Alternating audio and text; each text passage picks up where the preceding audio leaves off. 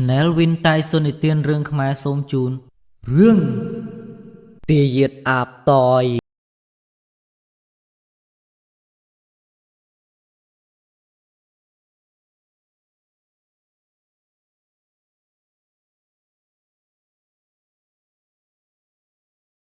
រដូវភ្លៀងធ្លាក់ទើបតែឈានចូលមកដល់ដំណក់ទឹកភ្លៀងធ្លាក់ពីលើមេឃយ៉ាងច្រើនសន្ធឹកមកស្រោចស្រពពាសពេញលើភូមិតូចមួយដែលនៅមិនឆ្ងាយពីទីក្រុងប៉ុន្មាននោះទេវេលានោះម៉ោងប្រមាណជា9ជាង7ពាក់កណ្ដាលអាធ្រាត្រទៅហើយគេឃើញមានពន្លឺភ្លើងខៀវមួយបានហោះចេញពីផ្ទះស្លឹកបាក់បែកកញ្ចាស់ធ្លុះធ្លាយមួយខ្នងដែលសង់នៅលើដីវាលឆ្ងាយដាច់ពីគេបើគេមើលទៅភ្លើងនោះម្ដងវាភ្លឺម្ដងក៏រលត់ដូចជាអំពិលអំពែកភ្លើងនោះវាភ្លឺមិនខ្លាំងប៉ុន្មាននោះទេភ្លឺហឹមទៅធ្លាក់រលត់នៅក្នុងស្រែក្បែរភូមិអាបនេះគេស្គាល់ថាជាអាបមីងតយដែលសង់ផ្ទះនៅឆ្ងាយពីគេនោះឯងឲ្យតែយប់អាធ្រាត្រឈានចូលកាលណាហើយអ្នកភូមិតែងតែប្រទះឃើញអាបនេះហោះចេញពីខ្ទមនោះជានិច្ចមិនថាពេលមេឃភ្លៀងឬមិនភ្លៀងនោះទេអ្នករស់នៅក្នុងភូមិតូចខាងត្បូងគ្រប់គ្នាសុទ្ធតែដឹងថាមីងតយគឺជាអាបតែអ្នកស្រុកមិនបានខ្វល់ខ្វាយឬនាំគ្នាទៅដេញគាត់ចេញពីភូមិនោះទេ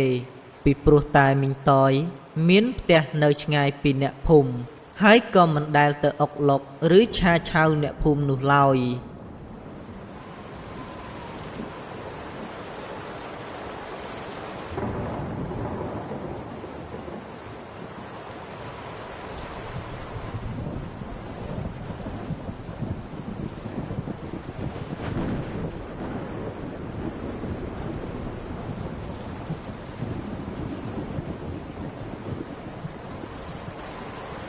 មេឃបើកាលណាវាភ្លៀងហើយ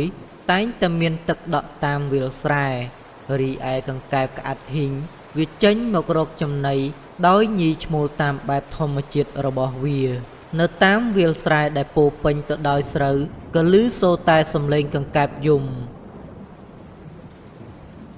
ពេលនោះក៏មានបរិសម្នាក់ពាក់ពិលជាប់នឹងក្បាលដើរបណ្ដើររអ៊ូបណ្ដើរដែលគេស្គាល់ថាជាពូទុនបុរសពោះម៉ាយកូនមួយកំពូលស្មោះជាងគេនៅក្នុងភូមិម្នាក់ដែលដើរកាន់ថងដាក់កង្កែបខាងក្រោយគាត់នោះគឺជាកន្តុលណុលកូនប្រុសគាត់កន្តុលណុលគេមានអាយុ12ឆ្នាំទៅហើយតែគេទើបតែរៀនបានត្រឹមថ្នាក់ទី1ក៏ព្រោះតែគេរៀនឌុបថ្នាក់ឡើង5ឆ្នាំទៅហើយឪក្នុងស្រែនោះឮកង្កែបយំច្រើនណាឪសាក់ចុះទៅមើលបន្តិចមើលកង្កែបឯណាអញឮតែហ៊ីងយំនឹងហ៊ីងហងបើហែងឮកង្កែបយំសាក់ចុះទៅមើលអ៊ីឪខ្ញុំខ្លាចជន់ស្រូវគេខ្ទេចណាឪស្រូវពមឿនផងគាត់កាចណាខ្លាចគាត់គ្រាវពងកូនអ៊ីអានេះខ្លួនវាមិននឹងចុះផងខ្លាចខ្ទេចស្រូវគេម៉ាបាត់ជើងមិនស្មើនឹងរណ្ដៅនោមអញផងហើយបើឯខ្លាចខ្ទេចស្រូវគេចុះពេលដែលអញចុះទៅមិនខ្ទេចស្រូវគេដែរអានេះអុយឪបើគិតតែខ្លាចខ្ទេចស្រូវគេអញ្ចឹងយើងចាប់កង្កែបមិននឹងបានទៅឪនោះកង្កែបនៅខាងមុខពីវាកំពុងតែញ៉ែគ្នាមែនឪអាណាចេះតែថាត្មងឃើញតែដុំថ្មនឹងអ៊ីឪនៅ single យូរពេកមើលកង្កែបញ៉ែគ្នាឡើងឃើញទៅជាដុំថ្មទៅហើយនឹងយើអាកន្តុលណុលចេះមកដុតឪវាទៅកើត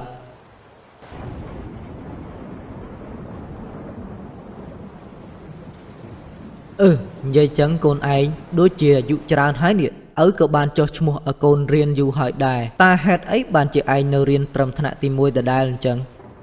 កូនរៀនតែថ្នាក់ទី1ហ្នឹងមកពីគ្រូស្រឡាញ់កូនពេកហ្នឹងឪអាកន្តុលណុលមកបោកឯណាមកបោកឪវា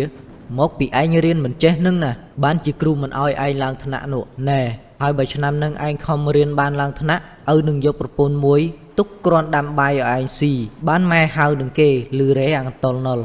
បាទឪកូននឹងធ្វើឲ្យឪមើល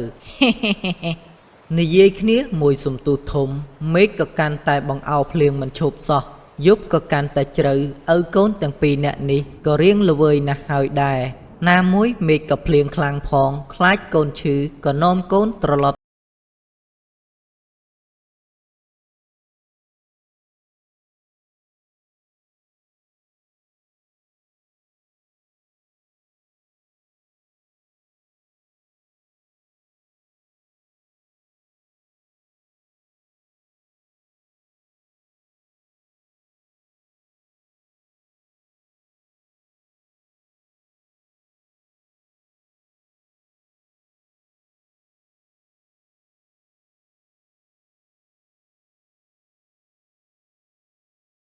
ហើយក៏ស្រាប់តែអាបមីងតយហោះកាត់ពីលើក្បាលពួកគាត់លឿនស្លេវសំដៅទៅចុងភូមិគ្រានោះកន្តល់ណុលគេក៏សួរទៅឪពុកគេថាឪស្អីគេហោះលើក្បាលយើងមិញហ្នឹងឪមានទៅស្អី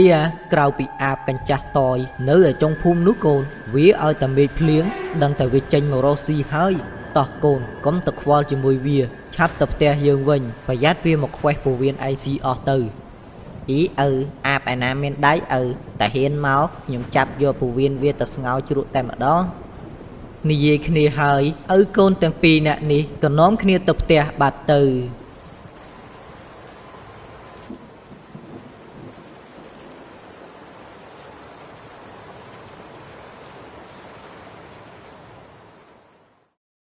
នាយប់បន្ទាប់ទៀតនោះមានប្តីប្រពន្ធពីរនាក់បានដើរបដើគ្នាមកពីទិសខាងកើតឆ្ពោះទៅទិសខាងលិចដោយនៅក្នុងដៃម្នាក់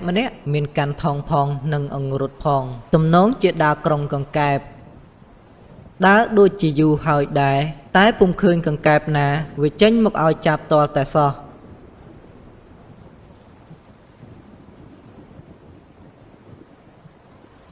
លុះដើរដល់ស្រែធំមួយប្តីប្រពន្ធពីរនាក់នេះក៏ចុះទៅមើលកន្លែងដក់ទឹកក្រែងមានកង្កែបវានៅដោយស្រូវរៀងខ្ពស់ផងនាយចយក៏បានយកអង្រុតទៅក្រុងមួយប្រាវសាកមើលពេលនោះអ្វីដែលនាយចយក្រុងបាននោះគឺមិនមែនជាកង្កែបនោះទេនោះគឺជាអាបមីងតយទេតើអញអូនស្អីនេះអាបបងអាបនោះនាយចយក៏លើកអង្រុតឡើងរួចក៏ទាត់អាបមីងតយមួយជើងហោះផ្លោងឡើងលើដោយសភាពសក់សំពងពោះវៀនធ្លាក់រតាយមកក្រោមភ្នែកក្រហមថ្លែសម្លឹងមករកអ្នកទាំងពីរទឹកមុខរបស់គាត់គួរឲ្យខ្លាចខ្លាំងណាស់រួចក៏ហោះទៅវិញបាត់អ្នកទាំងពីរនេះកាលណាបើបានឃើញអាបហើយពួកគាត់មិនបងអង់យូរនោះទេក៏នាំគ្នាដាក់មេផាយរត់ប្រផាសប្រភីងសំដៅទៅផ្ទះវិញយ៉ាងលឿនដូចហោះងាកមកមើលផ្ទះមីងតយឯនេះវិញក៏មានបរិះម្នាក់ពាក់អាវសកំពុងតែឈរកាន់ដបស្រានៅក្បែរបង្អួចបរិះម្នាក់នោះគឺជាពូពេកដែលត្រូវជាប្តីមីងតយនឹងឯងពូពេកគាត់គឺជាមនុស្សស្រវឹងខួបផឹកទាំងព្រឹកទាំងថ្ងៃតែម្ដង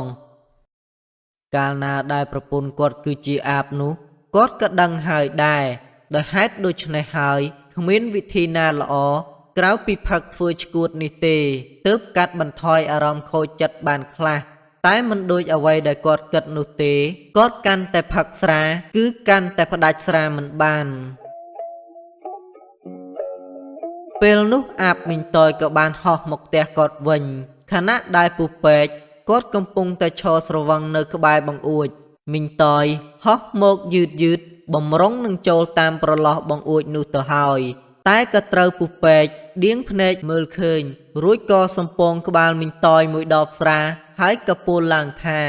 យើទើបតែមកពីណាឲ្យតែយប់ឡើងដឹងតែបាត់ក្បាលចេញពីផ្ទះតែម្ដងហើយវ៉ៃយ៉ាងម៉េចបាយផ្ទះវាមិនឆ្ងាញ់ហីទៅឆ្ងាញ់ស្អីអារបស់ស្មោករូបក្នុងស្រែនឹងហក់ស៊ីម្ដបស្រាទៀតយើអាកញ្ចាស់ចាំមើលតែអញចូលខ្លួនរួចវិញដឹងគ្នាហើយ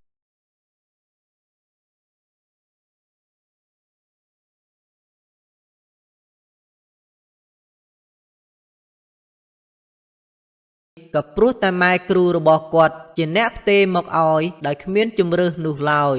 គាត់ខំព្យាយាមទប់ចិត្តតាំងអារម្មណ៍ជំនះទៅលើការស្រែកឃ្លានរបស់ដែលស្មោករោគទាំងនោះណាស់គាត់ ខំតាំងសមាធិសូត្រធម៌ទាំងយប់ទាំងថ្ងៃ